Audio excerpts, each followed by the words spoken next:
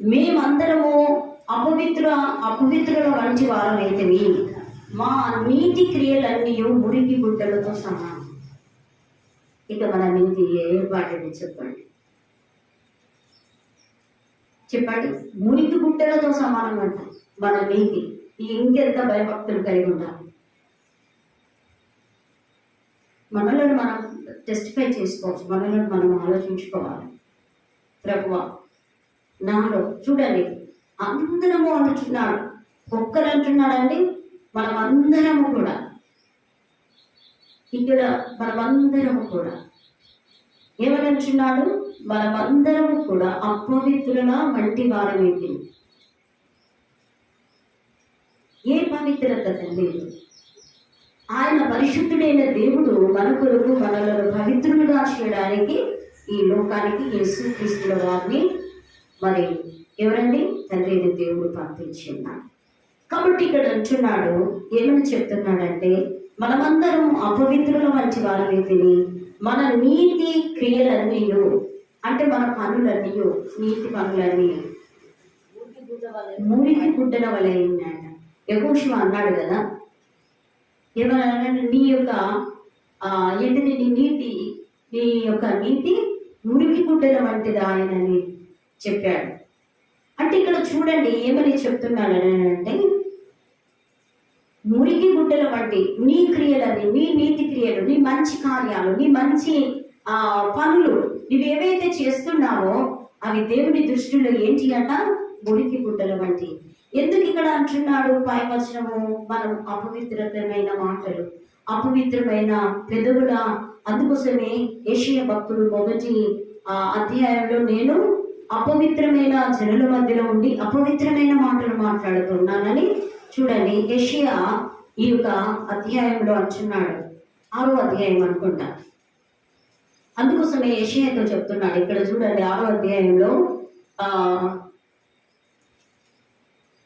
ఈ వచనాల్లో ఉంది, 7వ వచనంలో ఉంది, ఇది నీ పెదవులకు తొలిగేది. ఇక్కడ నుండి నేను చదువుతాను. 6వ అధ్యాయం, యెషయా 6వ అధ్యాయము ఈ వచనాలు నేను చదువుతాను. రాజైన ఉజ్జియా మృతి పొందిన సంవత్సరములకు అత్యున్నతమైన సింహాసనమునందు ప్రభు ఆసీనుడై ఉండగా నేను చూచితిని. ఆయన చొక్కాయ అంచులు దేవాలయములకు నిండుకొనెను. ఎవరు? యెషయా భక్తులు చూస్తూ ఉన్నాడు. ఇక్కడ నిండుకొని ఉండెను. ఆయనకు పైగా శరాపులను నిలిచి ఉండేది. ఒక్కొక్కరికి 6 రెక్కలను ఉండెను. ప్రతి వాడు 2 రెక్కలతో తన ముఖమును, 2 తన కాళ్ళను కప్పుకొనుచు 2 ఎగురుచుండెను. వారు సైన్యములకు అధిపతి యెహోవా ఏంటిది, పరిశుద్ధుడు పరిశుద్ధుడు అని సర్వలోకము ఆయన మహిమతో నిండి ఉన్నదని గొప్ప స్వరముతో గానము ఏంటిది గొప్ప స్వరముతో గాని ప్రతి గానములు చేసింది. వారు కంఠస్వరము వలన కడప కమ్ములు పునాదులు కదులుచు మందిరము ధూపము చేత నిండుకొనగా, మందిరము ధూపము చేత నిండుకొనిచి ఉన్నది. ఇక్కడ ఇంకొక మాట, అంటే అంతగా దేవుని స్తుతిస్తున్నారు, అంతగా దేవుని ఆరాధిస్తున్నారు, అంతగా దేవుని మహిమపరుస్తున్నారు. నేను కొంతసేపే దేవుని ఆరాధించాలంటే ఎంతో మరి బాధపడుతూ ఉంటాం. వారు చూడండి, దేవుని ఏ విధంగా ఆరాధిస్తున్నారని గొప్ప స్వరంతో దేవుణ్ణి ఆరాధిస్తున్నారు. గొప్ప ఆ యొక్క వారి స్వరము ఉన్న దాంట్లో దేవుని ఎక్కువగా ఆరాధించడం ప్రారంభిస్తున్నారు. వారి కంఠ స్వరము ఆ యొక్క కడప గుమ్మములు ఏంటిదండి, కమ్ములు అదురుచున్నాయంట. చూడండి, పునాదులు కదులుచున్నవి, మందిరము ధూపము చేత నిండుకొని ఉన్నది. ఎప్పుడైతే మనం బాగా ఎక్కువగా దేవుని ఆరాధిస్తుంటామో దేవుని ఆత్మ అక్కడ సంచారం చేస్తూ ఉంటుంది. ఇక్కడ కూడా వారు ఎక్కువగా దేవుని ఆరాధిస్తున్నారు. స్వరములు ఎత్తి దేవుని స్తుతిస్తున్నారు. కంఠ స్వరములు ఎత్తి పాటలు పాడుతూ దేవుని ధ్వనిస్తున్నారు. కడుపు కమ్ములు ఏమైపోతున్నాయంట, ధ్వనిస్తున్నాయంట. అలా మాట్లాడుతూ ఏమని చెప్తున్నాడు, నేను అపవిత్రమైన పెదవులు గలవాడను, అపవిత్రమైన పెదవులు గల జనుల మధ్యను నివసించువాడను. ఎవరంటున్నాడండి? యెషయా భక్తుడు అంటున్నాడు. ఎందుకంటున్నాడు? ఇంత గొప్ప దర్శనమును ఆయన చూస్తున్నాడు. ఎవరు? ఈ యెషయా భక్తుడు చూస్తున్నాడు. అయ్యో, నేను అపవిత్రమైన పెదవులు గలవాడు. ఎప్పుడన్నా అనుకున్నావా? నువ్వు ఎప్పుడన్నా అట్లా అనుకున్నావా? నువ్వు మాటల ద్వారా నువ్వు తప్పు చేస్తూ ఉంటే, ప్రభువా నేను అపవిత్రమైన పెదవులు గలదానను, నేను అపవిత్రమైన పెదవులు గలవాడను, అయ్యో ఇంత గొప్ప దర్శనం నాకు ఇస్తున్నావే, అయ్యో నీవు నాతో ఇంతగా మాట్లాడుతున్నావే, ప్రభువా నేను అపవిత్రమైన జనుల మధ్యలో ఉండి నేను కూడా ఏంటిదండి అలాంటి మాటలే మాట్లాడుతున్నాను. ఎప్పుడన్నా అనుకున్నావు? లేదు. మాట్లాడితే ఏంటి చెప్పండి? మాట్లాడితే ఏమిటి తీయాలంటే ఇంత యెషయా భక్తుడే చెప్తున్నాడు. నువ్వు ఎప్పుడన్నా అనుకున్నావు నేను ఇట్లాంటి మాటలు మాట్లాడుతున్నాను, నేను అపవిత్రమైన మాటలు మాట్లాడు? అది ఎవరు అనుకుంటారు చెప్పండి? అది ఎవరు అనుకుంటారు?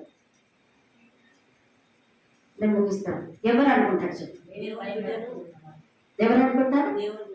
దేవుని ఆత్మ పొందుకున్న వారు, దేవుని యందు భయభక్తులు కలిగిన వారే ఆ మాటలు మాట్లాడాలంటే భయపడతారు. ప్రభా నేను ఎందుకు, మళ్ళీ వారి ఆత్మ ఏంటిది రిప్రెంట్ అవుతుంటారు. ఏమని? ప్రభా నేను క్షమించు. నేను ఆత్మ గర్తిస్తూ ఉంటుంది. ఏమని? నేను తప్పు మాట్లాడుతున్నాను, నేను చేసేది తప్పు, నేను వారి కొరకు తప్పు మాట్లాడుతున్నాను. ఎప్పుడైతే నీ ఆత్మ అలా నిన్ను గర్తిస్తుందో నువ్వు తప్పకుండా పరిశుద్ధాత్మ దేవుని యొక్క శక్తిని పొందుకున్నదాని అవుతావు. ఇక్కడ ఈయన అంత గొప్ప దర్శనము చూసుకుంటూ కూడా ఆయన అంటున్నాడు, నేను అపవిత్రమైన జనుల మధ్యలో ఉండి అపవిత్రమైన పెదవుల గలవాడు. కాబట్టి మనము నోటికి వచ్చినట్టు ఎట్లా పడితే అట్లా అనడము పద్ధతి కాదు. వింటున్నావా? ఇక్కడ అంటున్నాడు మళ్ళీ ఇక్కడ ఏం చెప్తున్నాడంటే, అపవిత్రమైన పెదవులు గల జనుల మధ్యలో నివసించి వాళ్ళను నేను నశించి తిని. అంతే కదా, నువ్వు అపవిత్రమైన పెదవులు నువ్వు నోటికి వచ్చినట్టు నువ్వు మాట్లాడుతూ ఉన్నావు అని అంటే నువ్వు అపవిత్రమైన వాడవే, అపవిత్రమైన దానవే. ఎందుకంటే నువ్వు టైంపింగ్ నువ్వు దేవుడిని వాడుకుంటున్నావు ఏదో అట్లా వచ్చి దేవుని ఆరాధిస్తున్నావు, మళ్ళీ లోకానుసారంగా మళ్ళీ ఈ యుగ సంబంధమైన దేవత దగ్గరికి వెళ్ళిపోయి ఆ లోక సంబంధమైన వాటిలోనే నిమగ్నమై ఉంటున్నా. నీవు నిమగ్నమై కాకుండా ఉండాలంటే అపవిత్రమైన వారితో నీవు అపవిత్రమైన మాటలు మాట్లాడకుండా ఉండాలంటే నీవు ఏం చేయాలి? దేవునితో సంబంధం కలిగి ఉండాలి. ఎప్పటికీ మన ఆత్మను ఆర్పుకుంటా, ప్రభువా నేను ప్రతి మాట మాట్లాడుతున్నానంటే నీకు మహిమకరంగానే ఉండాలి. మన మాట ఇతరులకు ఆశీర్వాదకరంగా కూడా నోటిని పెట్టేస్తాడు దేవుడు. కొంతమంది శపిస్తూ ఉంటారు, అది పద్ధతి కాదు. ప్రేమికులారా, ఏంటిది? మన నోటికి ఏంటిదండి? మనోహరమైన మాటలు రావాలి. మన మాటలలో ఏంటిదండి? ఆశీర్వాదకరమైన మాటలు. అందుకోసమే నీ నోటిని బాగుగా తెరుము, దానిని నేను నింపేదని అని చెప్పాను. అంటే దేవుని యొక్క వాక్యము మనలో ఉంటే మనము ఇతరులను ఏం చేస్తూ ఉంటాము? ఆస్వాదించడం. వ్యర్థమైన మాటలు మాట్లాడడం అంటే వ్యర్థమైన మాటలు మాట్లాడి తప్పులో పడిపోవు. నువ్వు ఎవరి దగ్గర తప్పులో పడిపోతున్నావు? ఎవరి దగ్గర? అది మనం ఎవరి దగ్గర పడిపోతున్నాం? దేవుని దగ్గర తప్పులో పడిపోతున్నాం. నిన్ను మనుషులు చూస్తున్నారా? నువ్వు మాట్లాడే మాటలు చూస్తున్నారా? నేను మాట్లాడుతున్నాను సిస్టర్తో, మాట్లాడేది ఎవరు చూస్తున్నారు? మా ఇద్దరి మధ్యలో ఎవరు ఉన్నారు? యేసయ్య ఉన్నాడు. అంతేనా కాదు? వెంబడి మార్గంలో వెళ్ళేటప్పుడు వాళ్ళిద్దరి మధ్యలో ఎవరున్నారు? యేసయ్య ఉన్నాడు. కాబట్టి ప్రతి మాట మేము మాట్లాడుకున్న మాటల్లో అపవిత్రమైన మాటలు ఉండకూడదు అని చెప్తున్నాడు. అందుకోసం ఆయన చాలా పశ్చాత్తాపడుతున్నాడు. అయ్యో ప్రభువా, నేను అపవిత్రమైన జనుల మధ్యలో ఉండి అపవిత్రమైన మాటలు ఏంటిదే పెదవులు జనుల మధ్యలో నివసించేవాడు నేను నశించి తిని. నేను ఏమై ఉన్నాను? నశించి తిని అంటున్నాడు. రాజును సైన్యములకు అధిపతి యెహోవా నేను కనులారా చూచుకొని చుంటిని. దేవుని చూస్తున్నాడట ఈయన. అప్పుడు పశ్చాత్తాపడుతున్నాడు. ప్రభువా నేను అపవిత్రమైన పెదవుల గలవాడను, నన్ను ప్రభువా నేను నశించిపోతున్నాను, అయ్యా నశించి తిని అయ్యా. ఇలాంటి మాటలు మాట్లాడే ప్రభువా ఇంకంటున్నాడు. ఏమని అంటున్నాడంటే, అప్పుడు ఇక్కడ చూడండి, యెహోవా నేను కన్నులారా చూచుచుంటిని.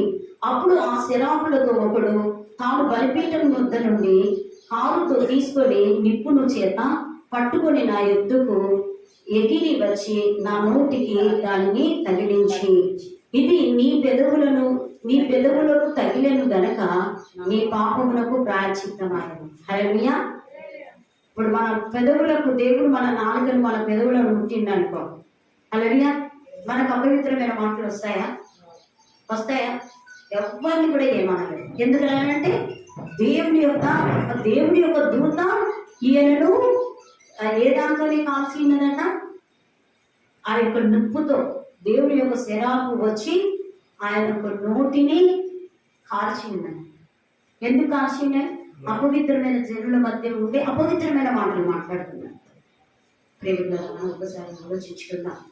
కాబట్టి అతని నోటిని కాల్చెను, నిప్పులతో కాల్చెను. అప్పుడు ఏమిటండి? అప్పుడు ఆయన పాపములను దోషములు తొలగిపోయి ఉన్నాయి. కాబట్టి ప్రేమికులారా, ఇది జ్ఞాపకం చేసుకున్నాం. యెషయా అంత చక్కటి మాటలు రాసి ఉన్నాడు. అందుకోసం అట్లా మేమందరం అపవిత్రుల వంటి వారమైతిమి, మా నీతి క్రియలని మురికి గుడ్డ వలె ఆయను. మేమందరము ఆకు వలె. ఆకు ఎట్లా ఉంటుందండి? ఎట్లా వర్ణిస్తున్నాడు చూడండి. ఆకు వలె వాడిపోతుంది. ఏంటి? గాలి వాన కొట్టుకోపోనట్లు మా దోషములు కొట్టుకోపోవును, మా దోషములు మమ్మను కొట్టుకొని పోయాను. అంటే ఆకు వలె వెళ్ళిపోతుంది, గాలి వాన వలె మన యొక్క దోషములు వెళ్ళిపోతుంది. కాబట్టి ప్రియులారా, మనం ఆ విధంగా కాక యెషయా భక్తుడు ఏ విధంగా అయితే తను మరి ఒప్పుకొని దేవుని దగ్గర పశ్చాత్తాపపడి ఆత్మీయంగా తన దోషములన్నింటినీ దేవుడు క్షమించి ఉన్నాడు. అందుకోసం అంటున్నాడు, మీ రక్తపరాధముల వలన ఏంటిదట?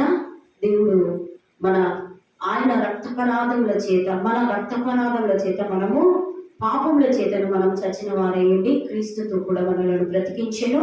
మరి శారీరకమైన మనసు కలగక, మరి చూడండి, శరీరము యొక్క మనస్సు యొక్క కోరికలను నెరవేర్చే వారం కాకుండా ఉండాలి. ఈ లోక సంబంధమైన శారీరకమైన కోరికలు నెరవేర్చకుండా ఉండాలి. మరి అదేవిధంగా మరి మన శరీరాశలను అనుసరించి మునుపు ప్రవర్తించినట్లు ప్రవర్తించాలి. మనం రక్షింపబడినం అంటే మళ్ళీ లోక సంబంధం మునుపు ఉన్న జీవితం జీవించాలి. మన యొక్క పవిత్రతను ఎప్పటికీ కాపాడుకుంటూ ఉండాలి. అప్పుడే అందుకోసమే అంటున్నాడు, ఆ కరుణా సంపన్నుడైన దేవుడు ఆ యొక్క తన మహా ఉచితమైన కృప మనకు అనుగ్రహించి క్రీస్తుతో కూడా మనల్ని బ్రతికించింది. ఇటు వాక్యాన్ని దేవుడు మన వెనుకలో దీవించుగాక. లేచి నిలబడి దేవుని స్తుతిస్తాం. ప్రభువానికి వందనాలు, పరిశుద్ధాత్మడానికి స్తోత్రాలు చెల్లిస్తున్నా. 6వ వచనము, యెషయా 53:6వ వచనము, మనమందరము గొర్రెల వలె త్రోవ తప్పిపోతుంది, మనలో ప్రతి వాడును తమకిష్టమైన త్రోవకు తొడిగెను. యెహోవా మన అందరి దోషములను అతని మీద మోపెను. ఎవరి మీద మోపి ఉన్నాడు ఇప్పుడు? దేవుడైన యెహోవా. మనం అందరం మాట గొర్రెల వలె త్రోవ తప్పిపోతున్నమాట. ఎక్కడ? చెప్పండి, మీరే చెప్పండి, మీరు వినాలి.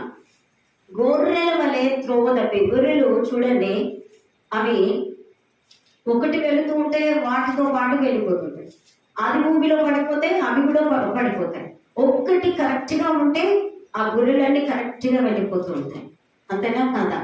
మరి చూడండి ఇక్కడ ఏమని అంటున్నాడంటే 6వ వచనంలో, మనమందరము గొర్రెల వలె త్రోవ తప్పిపోతుంది, మనలో ప్రతి వాడును తనకిష్టమైన ఏంటిది? త్రోవకు తొలిగేది. ఇక్కడ యెషయా భక్తుడు తెలియజేస్తున్నాడు. అంటే మనం అందరం ఏంటిది? మంచిగానే ఉంటాం, ఆత్మీయంగానే మంచిగానే ఉంటాం. కానీ ఏం చేస్తూ ఉంటాం? అవిధేయులైన వారితో మనం ఉన్నప్పుడు, భక్తిహీనులతో ఉన్నప్పుడు, లేకపోతే మన ఆలోచనలు అవిధేయత కలిగి ఉన్నప్పుడు, మన తలంపులు సరైన శారీరకమైన ఆలోచనలు కలిగి ఉన్నప్పుడు, మరి మనకి ఏమి జరగట్లేదు, దేవుడు ఏమి చేయట్లేదు అని నీకు ఆలోచన నీకు వచ్చి ఉన్నప్పుడు ఏంటిది? త్రోవ తప్పిపోవడం జరుగుతూ ఉంటుంది. ఎందుకు? మన జీవితంలో అయ్యో నేను ఈ యొక్క గొర్రె వలె నువ్వు త్రోవ తప్పిపోవడం జరుగుతూ ఉంటుంది. ఏంటిది? నువ్వు శారీరక మనస్సు కలిగి ఉన్నావు కాబట్టి, లోక సంబంధమైన మనస్సు కలిగి ఉన్నావు కాబట్టి, అందుకోసమే మన మనస్సు రూపాంతరం చెందాలి. మన మనస్సు మార్పు చెందితేనే తప్ప మనము ఏంటిదండి దేవుని యొక్క కోరికలను నెరవేర్చే వారము కాము.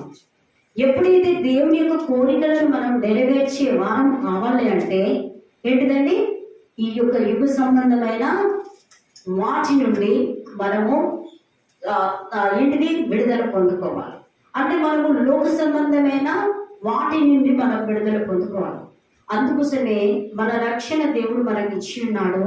ఆ రక్షణని ఎప్పటికీ కాపాడుకుంటూ ఉన్నారు. ప్రభా, ఈ రక్షణ నీవు నాకు ఇచ్చి ఉన్నావు, రక్షించి ఉన్నాడు కదా. అపరాధముల నుండి మనలను క్షమించి మన పాపములను పరిశుద్ధపరిచి కడిగి, ఎవరి రక్తం ద్వారా? ఆయన పరిశుద్ధుడైన యేసయ్య రక్తం ద్వారా మన ప్రతి పాపమును మలినమును కడిగి ఉన్నాడు. కడిగిన తర్వాత మనము మళ్ళీ లోక సంబంధమైన వాటిని లోకంలోకి వెళ్ళిపోకూడదు. చాలా మంది చిన్న చిన్న తప్పులే చేస్తూ ఉంటారు. అంటే చిన్న చిన్న తప్పులే అవి పెద్దగా అయిపోతాయి. ఇది తప్పు కదా, దేవుడు చూడట్లేదని ఎప్పుడు కూడా మనం అనుకోకూడదు. హల్లెలూయా. చూస్తున్నాడు. ఇప్పుడు మనం ఇక్కడ కూర్చునేది చూడట్లేదా? చూస్తున్నాడా? చూడట్లేదా? దేవుడు ఏం చూస్తున్నాడులే అని అనుకుంటే నీ బ్రహ్మాండానికి అంతేనా కదా?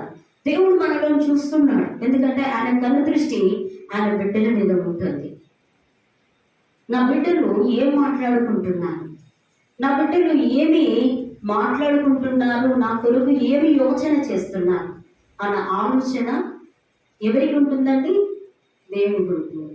మనము భక్తిహీనుల మాటలు మాట్లాడుకుంటే దేవుడు బాధపడతాడా? బాధపడడా? మీరే చెప్పాడు. బాధపడతాడు. అందుకోసమే మనము త్రోవ తప్పిపోతున్నాం. ఏమైపోతున్నాం? మనము త్రోవ తప్పిపోతున్నాం. అందుకోసమే కేఫాతో అన్నాడు, కేఫా జాగ్రత్త, నీవు అన్యులతో ఉన్నప్పుడు అన్యులతో సహవాసం చేస్తున్నావు, యూదులతో ఉన్నప్పుడు యూదుల వలె ఉంటున్నావు, అన్యులతో ఉన్నప్పుడు అన్యులతో సహవాసం చేస్తున్నావు. అంటే భక్తిహీనులతో ఉన్నప్పుడు భక్తిహీనులు మాటలు మాట్లాడుతూ ఉంటారు. అరే క్యారవై వైసరే నైసరే మాట్లాడుతూ ఉంటారు. అంతేనా కదా? మరి నీవు ప్రత్యేకత అని నీవు అనిపించుకోవాలి అని అంటే ఇతరులు చెప్పాలి, ఆమె దేవుని బిడ్డ, ఆమె వ్యర్థమైన మాటలు మాట్లాడదు, ఆయన వ్యర్థమైన మాటలు మాట్లాడు అని అనిపించుకోవాలంటే నువ్వేం చేయాలి? ఈ యుగ సంబంధమైన దేవతలు నువ్వేంటిదండి తొలగించుకోవాలి. అందుకోసమే కేమాతో ఆ మాట అన్నాడు. మన జీవితంలో కూడా భక్తిహీనులతో ఎక్కువగా స్నేహము చేయకూడదు. వాళ్ళ వల్ల నువ్వు నడిస్తే వాళ్ళలాగానే అయిపోతావు. పరలోక రాజ్యానికి పోతామా? ఆలోచించావా? ఎప్పుడైనా దేవుని ఆత్మ మనకు పెట్టిన తర్వాత, దేవుడు మనల్ని రక్షించుకున్న తర్వాత మనం ఎప్పుడన్నా ఆలోచించుకున్నామా? ప్రభా, నేను త్రోవ తప్పిపోతున్నాను, ఏ విషయంలో త్రోవ తప్పిపోతున్నాను, నేను ఏమైనా అవిధేయత కలిగి ఉన్నానా? మనం దేవునితో కూడా అవిధేయత కలిగి ఉన్నాము. ఒకసారి ఆలోచించాలి. మనం ఇవన్నీ ఆలోచించకుంటుంటే మనము దేవుని యొక్క మార్గంలో నడవలేము. ఆయన కళ దృష్టి ఆయన బిడ్డలతో, ఆయన బిడ్డల మీద ఉంటుంది. ఆ కరుణ సంపన్నుడైన దేవుని ప్రేమ మనలను ప్రతి దినము రక్షిస్తూ కాపాడుతూ ఉంటుంది. అంత గొప్ప త్యాగమూర్తి మన కొరకు లోకానికి వచ్చాడు. కాబట్టి ఒక్కసారి ఆలోచించుకోవాలి. నువ్వు ఏ మాట మాట్లాడాలన్నా నీ నాలుకను కంట్రోల్ చేసుకోవాలి. ఎవరికైనా కానీ, నేనే కానీ ఎవరైనా కానీ అండి, మనం మాట్లాడుతున్న ప్రతి మాటలో మాట్లాడుతున్న ప్రతి మాటలో ఒక ఏమన్నా అంటారు, ఉప్పు వేసి సారముగా ఉండాలి, విస్తారముగా ఉండకూడదు. అంతేనా కాదు? మనము ఎంత ఉప్పు వేస్తే అది టేస్టీగా ఉంటుంది. ఎక్కువగా వేస్తే అది ఏమైపోతుంది? విషముగా పాయిజన్ అయిపోతుంది. ఉప్పు విస్తారంగా వేస్తే పాయిజన్ అవుతుంది, ఎవరు కూడా తినరు. అంతేనా కాదు? ఇప్పుడు ఆంటీ మర్చిపోయి ఉప్పు ఎక్కువ వేసింది అనుకో, మనం తింటామా? ఎవరం తినం, ఆమె కూడా తినదు, ఎవరం కూడా తినదు. అది ఎంత విస్తారమైన మాటలు దోషముండగా మానదు. అంటే విస్తారమైన మాటల ద్వారా కూడా కొంతమంది ఎక్కువగా మాట్లాడతారు, తక్కువ ప్రార్థన చేస్తారు. అర్థం చేసుకున్నారు? మనకి ఎక్కువ మాట్లాడతాం, తక్కువ ప్రార్థన చేస్తాం. మళ్ళీ ఆ టైంలో అంటాం, అయ్యో ఏసయ్యా ఏసయ్యా నేను ప్రార్థన ఏంటిది, ఎక్కువగా సమయం ఎన్ని గంటలైనా మాట్లాడతాం. దేవుని యొక్క ప్రార్థనల వరకు ఏం చేస్తాం? మీరే చెప్పు, ఏం చేస్తారు చెప్పు? తక్కువ చేస్తాం. ఏమంటాం? అమ్మో టైం లేదు. అంటే మాట్లాడి అలసిపోతాం. ఇక దేవునితో ఏం మాట్లాడతాం? ఇక అదే కదా, దేవునితో ఏం మాట్లాడగలుగుతాం? మాట్లాడలేము, అలసిపోయి ఉంటాం. కానీ దేవుని యొక్క సన్నిధానంలోనే కూర్చున్నాం. మనం ఎక్కడ కూర్చున్నాం? దేవుని యొక్క సన్నిధానంలోనే కూర్చున్నాం, అలసిపోయి ఉన్నాం. ఇప్పుడు ఏం మాట్లాడతాం దేవునితోని? ఏదో ఇకప్పుడు అనుకుంటాం, చిన్నగా ప్రార్థన చేసుకుందాం. ఏమని అనుకుంటాం? చిన్నగా ప్రార్థన చేసుకొని ముగించుకుందాం అని అంటారు. కాబట్టి ప్రేమిట్లారా, ఏంటంటే ఇక్కడ దేవుని బిడ్డల కొరకే చెప్తున్నాను. ఏమని చెప్తున్నానంటే, మనమందరము గొర్రెల వల్లే త్రోవ తప్పిపోతుంది. మనలో ప్రతి వాడును తనకు ఇష్టమైన చోట్ల నడుస్తున్నాడు. ఎవరి ఇష్టమైన మార్గంలో నడుస్తున్నారు. కొంతమంది భక్తి మార్గంలో నడుస్తారు, కొంతమంది భక్తిహీన మార్గంలో నడుస్తారు, కొంతమంది రౌడీ షీటర్తో తిరుగుతారు, కొంతమంది లోక సంబంధమైన వారితో స్నేహం చేస్తారు, కొంతమంది వదులుబోతులతో స్నేహం చేస్తారు, కొంతమంది ఏంటిదండి వ్యర్థమైన మాటలకు మరి ఏంటిదండి ఏదో ముచ్చట్లకు సమయాన్ని గడుపుతూ ఉంటారు. ఇప్పుడు మనకి ఇష్టమైన చోట్లలో వెళ్ళిపోతున్నాం, అంతేనా కదా? మీ ఇష్టమైన చోట నువ్వు వెళ్ళిపోతున్నావు, నా ఇష్టమైన చోట నేను వెళ్ళిపోతున్నాను. ఇందులోనే మనం త్రోవ తప్పిపోతున్నాం. ఎక్కడ? దేవునికి త్రోవ తప్పిపోతున్నాం. అందుకోసమే దేవుడు వచ్చాడు, నీ మార్గమును నేను సరళం చేస్తాను. ఎప్పుడు నీవు ఆయనతో సంబంధం కలిగి ఉన్నావు. ఒకసారి ఆలోచిస్తాం, మనకి ఇష్టమైన చోటు ఏంటిది? దేవునికి సన్నిధి. మనము ఏంటిది, మనం ఎప్పటికీ తప్పిపోకుండా ఉండాలి అంటే మనం ఎక్కడ సరిచేయబడతాం? ఎక్కడ సరిచేయబడతామమ్మా చెప్పండి? దేవునికి సన్నిధానంలోనే సరిచేయబడతాం. మనం అన్నీ ఒప్పుకోవడం ప్రారంభిస్తాం. దేవుని దగ్గర మనం ఏంటి తప్పిదములన్నీ ఒప్పుకుంటూ ఉంటాం. ప్రభా నీకు ఏమైనా ఈ వారం రోజులు, నీ వారం వరకు ప్రభా నీలో మరి ఏమైనా నీ రక్తం చేత కలగబడిన నీ బిడ్డలు నాలో ఏమైనా దోషం ఉందా, నాలో నీకు ఆయస్కరమైన మార్గం ఉందా అని ఎవరు చెప్తారో చెప్పండి? దేవుని సంబంధంగా చెప్పగలుగుతారు. చిన్న తప్పైనా దేవుని దగ్గర క్షమాపణ కోరుకుంటూ ఉంటారు. మనం ఒకసారి ఆలోచిస్తాం, మనకిష్టమైన చోట్ల మనమే నడుస్తున్నాం. దేవుడు నువ్వు నడువమ్మా, నీకు ఇష్టమైన చోటు నడవని. దేవుడికి ఇష్టమైన చోటు ఏంటిదండి? దేవుడికి ఇష్టమైన చోటు ఏంటిది? దేవుని యొక్క మార్గంలో నడవడము, ఆయన సన్నిధికి రావడం, ఆయన సన్నిధానంలో ఆరాధించడం. ఓసారి ఆంటీ మంచిగా పాటలు పాడుతుంటుంది. నేను ఒక్కొక్కసారి ఇంట్లో ఉన్నప్పుడు వస్తుంది, కూర్చుంటుంది, చప్పట్లు కొడుతూ క్లాప్స్ కొడుతూ పాడుతూ ఉంటే నాకు అక్కడ ఆత్మ వచ్చినట్టు అనిపిస్తూ ఉంటుంది. మంచిగా పాడుతుంది. అంటే వచ్చిన పాటలైనా ఆ పాటను ఆత్మతో పాడుతూ ఉంటాయి. దేవుని పని చేసేటప్పుడు కూడా ఆమె పాటలు పాడుతుంటాయి. ఎందుకు? దేవుణ్ణి ఆరాధిస్తుంది కాబట్టి. అది ఎవరు చేస్తారు? ఆత్మ సంబంధమైన బిడ్డలే చేస్తారు. లోక సంబంధమైన వాళ్ళు చేయరు. ఎక్కువగా ఆలోచనలు కలిగి ఉంటారు. ఏం చేయాలి, ఎట్లా సంపాదించాలి, ఎట్లయితే ఏమైపోతుంది, ఎక్కడికి పోతే డబ్బులు వస్తాయని ఈ లోక సంబంధమైన యుగదేవత వారికి గుడ్డితనాన్ని కలుగజేస్తారు. కానీ జీవం కలిగిన దేవుడు మనతో ఉన్నాడు, మనకి ఏదో ఒక రకంగా ఆయన ప్రొవైడ్ చేస్తాడు. హల్లెలూయా. కాబట్టి మనము త్రోవ తప్పిపోకూడదు, మనకి ఇష్టమైన చోట్లకు వెళ్ళకూడదు.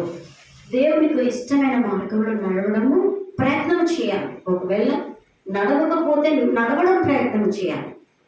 అధికంగా మనము లోక సంబంధమైన మాటలు మాట్లాడుకోకుండా దేవునికి సంబంధమైన మాటలు, తను చేసిన ఆశ్చర్య కార్యాలు, అద్భుత కార్యాలు, మన కొరకు ఏ విధంగా వచ్చాడు, ఈ లోకంలో మన కొరకు తన ప్రాణాన్ని ఏ విధంగా పెట్టాడు. ఎమ్మాయి మార్గంలో వెళ్ళేటప్పుడు ఎవరండి? ఇద్దరు శిష్యులు వెళుతూ ఉంటారు. ఎమ్మాయి మార్గంలో వెళుతూ ఉంటే వారు ఇతరుల కొరకు మాట్లాడుకున్నారా? చెప్పండి. ఏం మాట్లాడుకుంటూ వెళ్ళారు? దేవుడి కొరకు యేసు ప్రభు లేచాడట కదా, దేవుడి కొరకే మాట్లాడుకుంటూ వెళుతూ ఉన్నారు వాళ్ళిద్దరు. దేవుని విషయాలే మాట్లాడుకుంటూ వెళ్ళారు. ఏమని? దేవుని కొరకు మాట్లాడుతూ ఉంటే మూడో వ్యక్తి ఎవరున్నారండి? చెప్పండి. లేదు, ఎవరున్నారు? యేసయ్య కూడా వాళ్ళతో మాట్లాడుకుంటూ ఉన్నారు. ఇద్దరు మాట్లాడుతూ ఉంటే వారితో కూడా ఎమ్మాయి మార్గంలో యేసయ్య వారి మాటలు విని వారితో కూడా నడిచేను అని బైబిల్లో ఉంది. మన మాటలు కూడా అట్లాగే ఉండాలి. దేవుడు మన మధ్యవర్తిగా, మన దేవుడు ఉన్నాడని మర్చిపోకూడదు. మనం ఇక్కడ మాట్లాడుతూ ఉన్నామని అంటే ప్రతి మాట ఎక్కడ ఉంటుందండి? రికార్డింగ్ అయ్యి ఉంటుంది. అంతేనా? అంటే ప్రతి మాట, మనం మాట్లాడే ప్రతి మాట దేవుడు ఆలకిస్తూ ఉంటాడు. కాబట్టి మనం ఒకసారి ఆలోచించాలి. ఏంటిది? మనకిష్టమైన చోట్ల కాదు, ఆయనకి ఇష్టమైన చోట్ల ఉన్నమాట. మనము త్రోగి తప్పిపోకూడదు. వారితో శారీరకంగా ఉన్న వారితో ముచ్చట్లు పెట్టి టైం పాస్ చేయకూడదు. అంతేనా కదా? మనల్ని ఎప్పుడు బలహీనులనే చేయాలని చూస్తారు వాడు. అంతేనా? మనల్ని ఎప్పుడు బలహీనులనే చేయాలని, ఎప్పుడు దేవుని సన్నిధికి రాకుండా చేయాలనే చూస్తాడు. ఎందుకంటే వారికి ప్రేరేపణ కలుగజేస్తుంటాడు. కాబట్టి అవన్నిటినీ మనం పక్కకు పెట్టి ఎక్కడికి రావాలి? దేవుడి సన్నిధికి వచ్చి మనము త్రోవ తప్పకుండా, మరి ప్రతి వాడును అంటున్నాడు, మన అందరినీ అంటున్నాడు, మనలో ప్రతి వాడును త్రోవ తప్పిపోకూడదు. అందుకోసమే మనం ఎప్పటికప్పుడు దేవుడి దగ్గర సరి చేసుకుంటూ ఉన్నాం. మనం ఆత్మ సంబంధంలో ఉన్నప్పుడు మనం ఒక తప్పు చేయాలంటే భయపడతాం, తప్పుగా మాట్లాడాలంటే భయపడతాం, తప్పుగా ఆలోచించాలన్నా భయపడతాం, ఇతరులను ఏమన్నా అనాలన్నా కూడా భయపడుతుంటాం. ఎందుకంటే మనలో ఉన్నవాడు ఎవరండి? ఈ లోకంలో ఉన్నవాడి కంటే గొప్పవాడు ఉన్నాడు. కాబట్టి ఈ యొక్క శారీరకమైన వాటిని కాక ఇక్కడ అంటున్నాడు, వారికి ప్రతి వాడును తమకి ఇష్టమైన త్రోవను తప్పిపోతున్నారు. వారి యెహోవా మన అందరి దోషములను అతని మీద మోపినాడు. ఇప్పుడు చూడండి, దేవుడు యెహోవా తండ్రి అయిన దేవుడు ఏం చేశాడు? కుమారుడు మన యొక్క దోషములో ఆయన మీద మోపినాడు. ఎవరి మీద? యేసయ్య మీద మోపినాడు. కాబట్టి ఇక్కడ మనం ఆలోచించవలసింది ఏంటంటే, మన దోషములను, మన పాపములను, మన పాప పరిహారార్థమైన బలి యేసు ప్రభు ఏంటిదండి? యేసు ప్రభు చిందించి ఉన్నాడు. మన పాపములను ఆయన భుజముల మీద వేసాడు. మన యొక్క దోషములను ఆయన ఏంటిది? ఆయన మీద వేసి ఉన్నాడని ఇక్కడ చెప్తున్నాడు. కాబట్టి ఇక్కడ మనము ఏ విధంగా మనము ఉంటున్నామన్నది మనము తెలుసుకోవాలి. నేను చిన్నగా చెప్పి నేను ముగిస్తాను. అదే 66 యెషయా 66:6 వచనంలో చూసినట్లయితే, మేమందరము అపవిత్రుల వంటి వారమైతిమి, మా నీతి క్రియలు మురికి గుడ్డ వలె ఆయను, మేమందరము ఆకువలే వాడిపోతివి, గాలివాన కొట్టుకుపోకున్నట్లుగా మా దోషములు మమ్మను కొట్టుకొని పోయాను. హల్లెలూయా! ఎంత గొప్ప విషయం చూడండి. ఇక్కడ ఎట్లగా చెప్తున్నాడు యెషయా, మరి 64:6 వచనంలో ఎంత గొప్ప మాట చెప్తున్నాడు చూడండి. నేను ఇది చెప్పి నేను ముగిస్తాను. ఇక్కడ చూడండి.